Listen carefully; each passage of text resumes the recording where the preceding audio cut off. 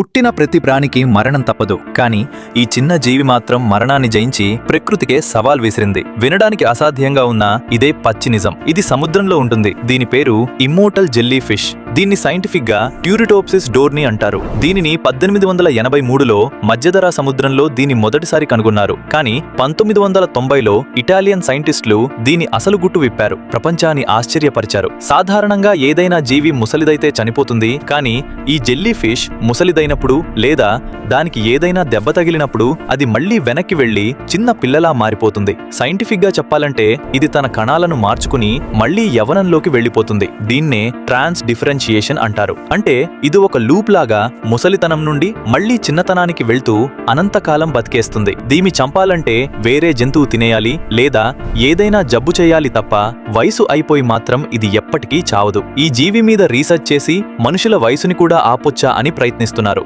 ఇలాంటి పవర్ గనుక మనుషులకు ఉంటే మనం ఎప్పటికీ యవ్వనంగా ఉండగలిగితే ఎలా ఉంటుందో కింద కామెంట్